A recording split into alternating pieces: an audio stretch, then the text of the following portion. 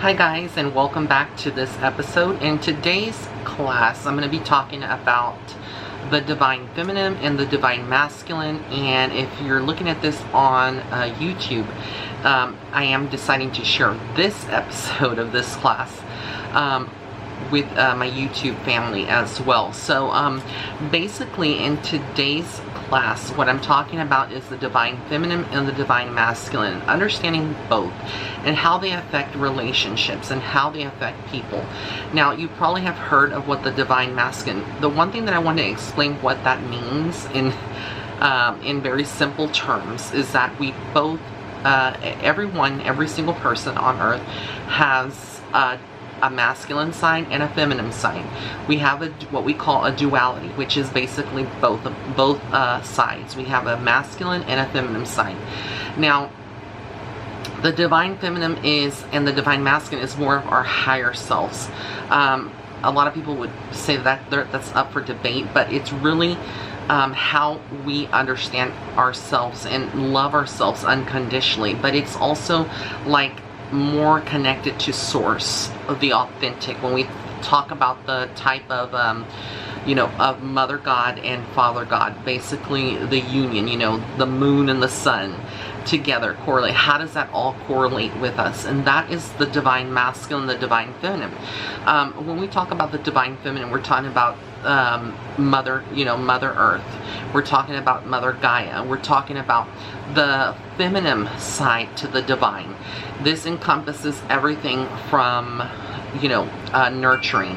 When you think of a mother, or the Divine Feminine, you're thinking of the mother. You're thinking of, what does a mother do? The mother is very nurturing. They're the ones that birth, that give life here on earth, that reproduce. They are very kind and warm-hearted. They're very protective of family and those that they love. There may also be a soul journey where there are healers as the Divine Feminine. When we talk about the Divine Masculine, we're talking about the male energy, more of the masculine energy.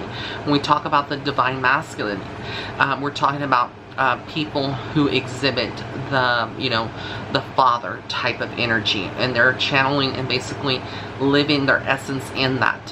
When we talk about that, we're talking about when you think of a father, what do you think of? Someone that is protective as well, is a provider, someone who is not so much emotional or connected to their emotions, but more connected to making logical decisions, and not so much of a communicator, but more of an action person. They more go forth and do things. When you're talking about the Divine Masculine, it's someone who wants to protect as well, to make sure that he provides, or that energy provides. Typically, when we're talking about both of these, the Divine Masculine tends to be able to open up to other Divine Masculines very well. So if we're talking about the Divine Masculine in a male, because both, remember, we can teeter-totter or basically interchangeably operate out of both, or one at a particular time in our life. If we're talking about a man and he is the embodiment of the Divine Masculine, we're basically saying that this person is very in touch with his masculinity. He is raw, he is very outspoken, he's strong, he's able to physically do a lot of things, but on a mental level, he is not so much the one that's going to think about things and procrastinate in his decision making. It's someone that is very decisive and knows what they want and is going to go after it. There's different variations. I don't like putting labels when we talk about the Divine Masculine and Divine Feminine, because there are so many. These are just examples so that you can get a better understanding in this class of what they actually mean. But like I said, there are so many aspects to the Divine Feminine and the Divine Masculine. Now, when we talk, why is it so important to understand both of them? essentially it's very important, because if you do not know which you're operating out of, and you're operating more out of your divine feminine, and then you may have someone that is operating more of their divine feminine as well, those two may not, you would think that they would go together, right? And they would be attracted to each other because they can see things on a common level, because they're both operating out of a divine feminine. But usually the divine feminine is seeking the divine masculine. It's like the yin and the yang. It is the dark and the light. It is, you know, a balance that is created. And so if you are someone that's primarily operating out of like the divine feminine, you are looking for a divine masculine to complement you. And this is how it correlates with relationships. When we're talking about relationships, a lot of times people that are, let's say you're a female out there listening to this, one of my rays of light, and you're a female, and you are single, and you've been going through problems and seeing patterns in your relationships, and you're like, I don't understand what is causing all of these problems. Why am I not able to keep a man, or to have a man that is truthful and honest and just, you know, operating out of the divine masculine to complement my divine feminine? Okay, so the thing is that there's a lot of men who operate out of their divine feminine. And if you have someone that is operating out of their divine feminine, they're basically going to understand you, yes, but they're not going to bring that passion to your life. And it's going to be a little, you know, you're going to find like you're kind of not turned on by that person, or you're kind of wanting to move away from this person because it doesn't make any sense to you. There's not a connection. And that's usually, sometimes, I'm not saying all the time, because there are women that are very attracted to the divine feminine male, but like I said, there's going to be situations where you encounter that it's kind of like the opposite. Then you have some divine feminine that are very attracted to a divine masculine, and the divine masculine is sometimes overwhelming, and sometimes there is something called the toxic masculinity that the divine masculine can possess.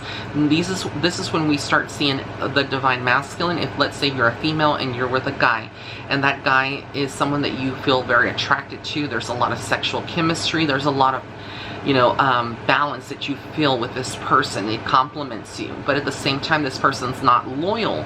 This person may be a narcissist. This person may exhibit all the traits of someone who is just not on your level, not on your page. And their ambitions, when they start displaying those kind of aspects, it's very possible that they are the divine masculine, but they are operating out of a divine masculine that is masked. And it's masked with toxic masculinity.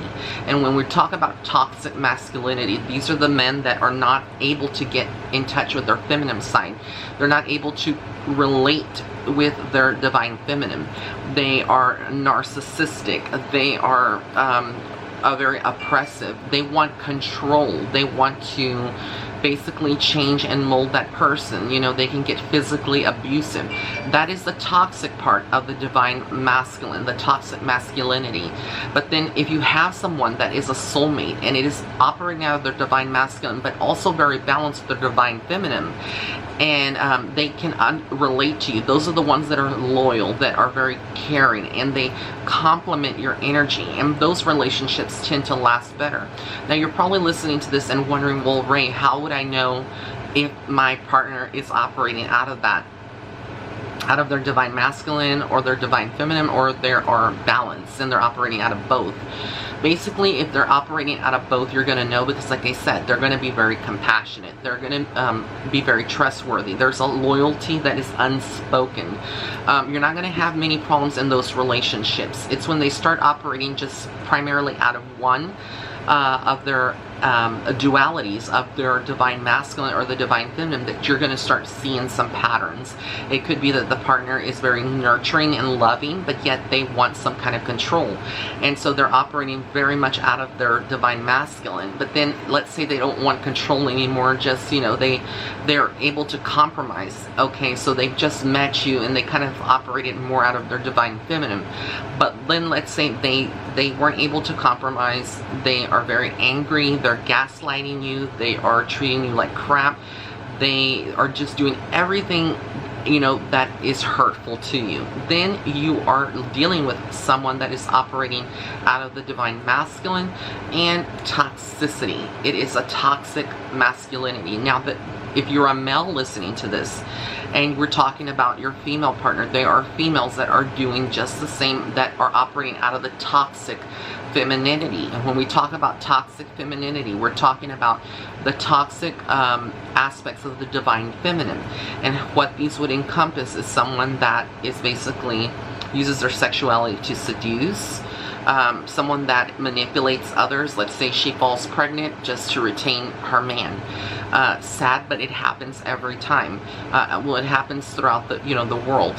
When we see that, then you're talking about someone who perhaps is it kind of gets validation by proving you wrong in some way.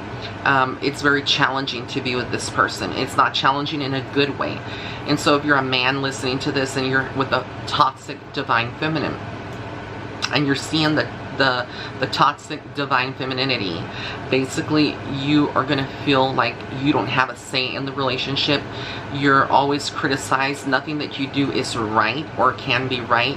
And again, these can be interchangeable. Some of the things that I said about the divine masculine can very much apply to the divine feminine. I don't want to confuse you as you're listening to this broadcast of this video. I want you to realize that there are aspects to both worlds. And when we start talking about same-sex unions, the same things would apply. Even if you're the partner, if you're the more the divine feminine out of that partnership, you can also meet that other person in the divine masculine. It's just a matter of finding balance and realizing, okay, maybe I'm having problems in this relationship because I'm operating out of the divine masculine or the toxic divine masculine, and I need to scale that back. I need to make some changes. I need to, compromise. I need to have some therapy. I need to get some Reiki. I need to do things with my partner. Getting out of the toxic masculinity is going to require you to kind of do things that you feel very uncomfortable, that may make you question your manhood or your womanhood, depending on what what you operate out of completely. Some men don't like to go to the ballet with their wives, right, or their partners, because that kind of makes them feel like they are losing their masculinity, and it challenges them. But at the same time, you have to ask yourself, where were those principles taught? Where did all of this come from?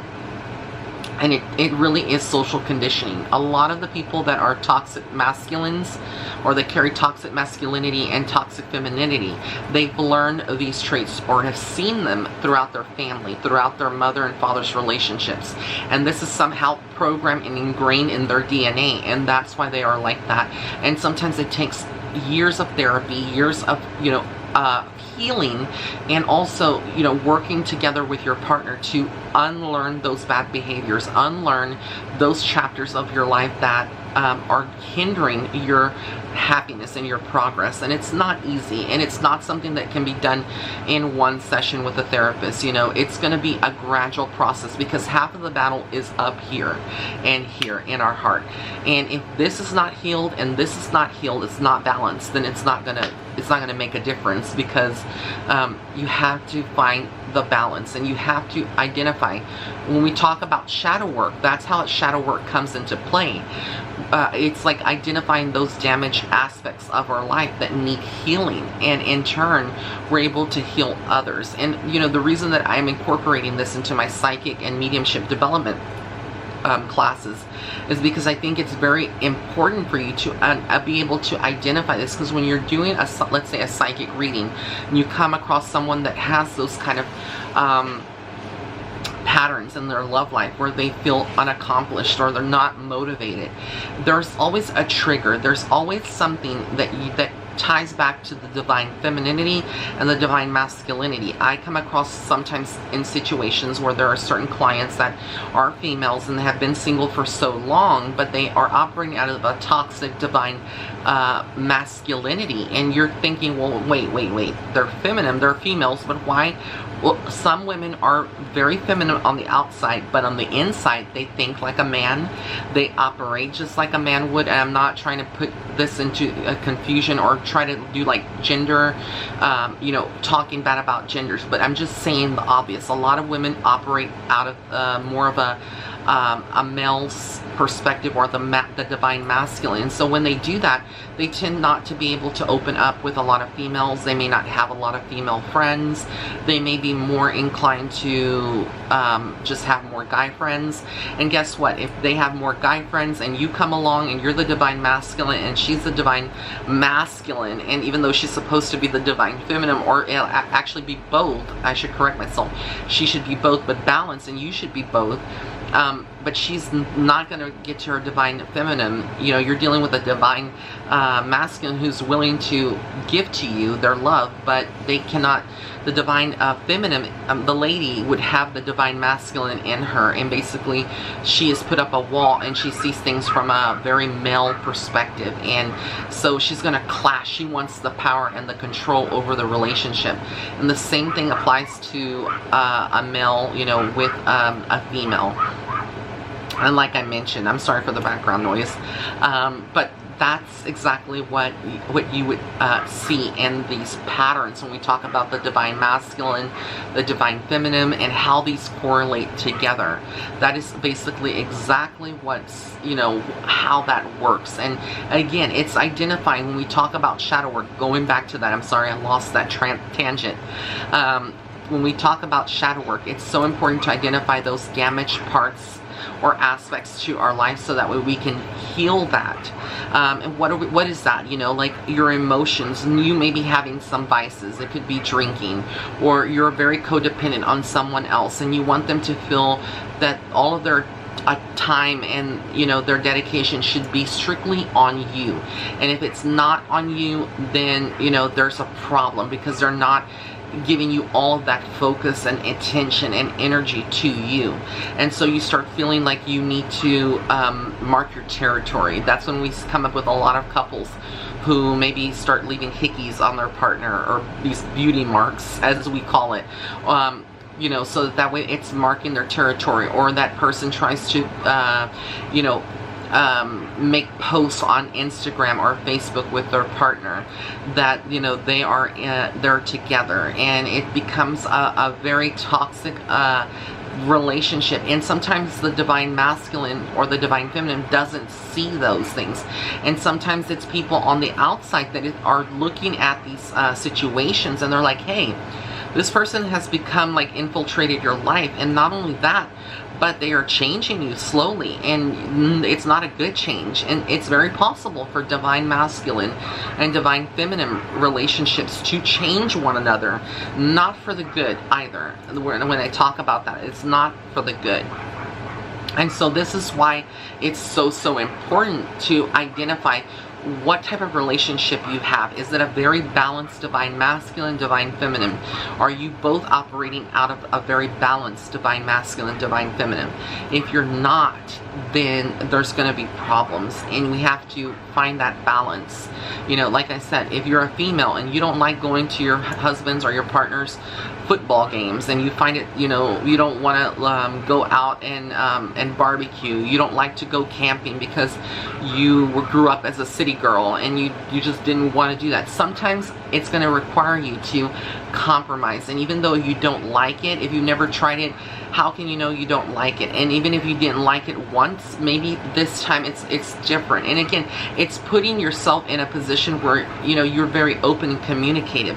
It doesn't mean that you have to do it, because sometimes the divine masculine will understand, hey, I understand that you don't want to do it, I respect that decision, that is fine.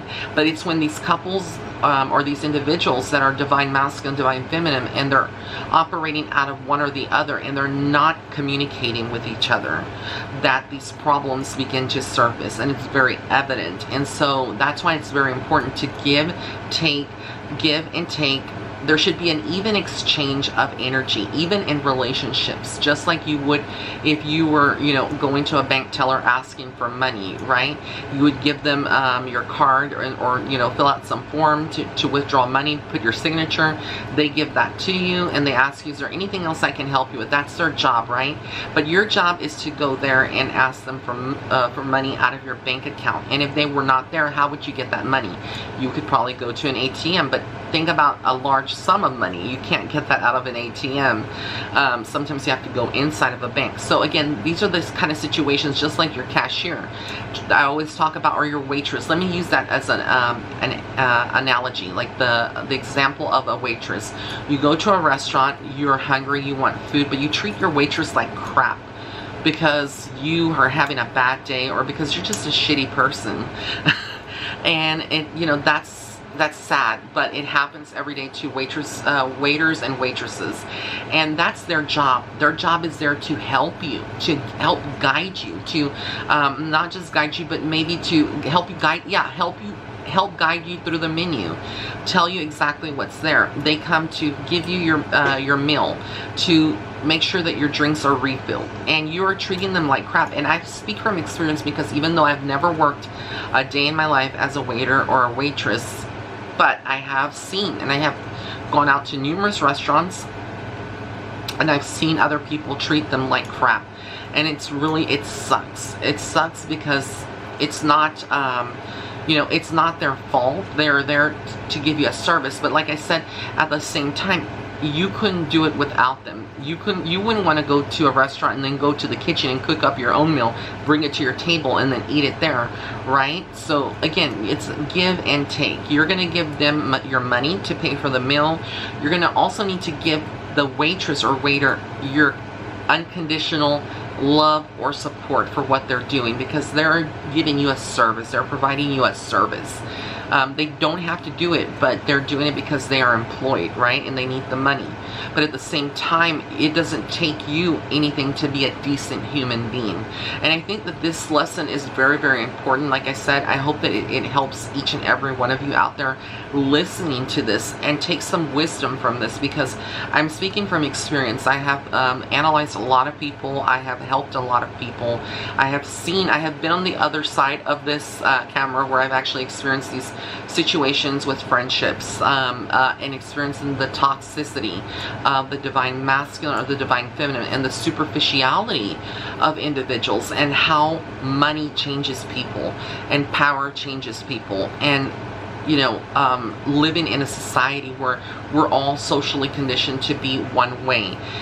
It changes people. And if you can have a better understanding of the divine masculine and the divine femininity within yourself, it's going to be easier for you to treat people and have a more wholesome experience when you are dealing with other people. So I want to thank you so much for tuning in. If you like this video, please drop a comment in the comment section below. Also give it a thumbs up. And if you haven't subscribed to my Patreon, what are you waiting for? This is why I'm dropping this gem on my YouTube channel. Only this one out of this whole psychic courses that I'm teaching in mediumship, because I feel like it's very necessary for you to kind of get an idea of what I'm teaching on Patreon. And so it's only $1.99 per month, and I am producing a lot of this content that's only exclusive to Patreon, that you won't find on YouTube. And I hope that you join my Patreon community, and I hope that it does grow. If you'd like to, it's www.patreon.com/psychic medium Ray. Don't forget, all of my readings are on sale right now. When this is going to be released in February the 3rd to be precise, 2020. All of my readings are on sale for a limited time only. Go to my website. It's www.raymondguzman.net/shop. And also follow me on IG, and IG is Instagram and Facebook at Psychic Medium Ray. Blessings and love and light. Have an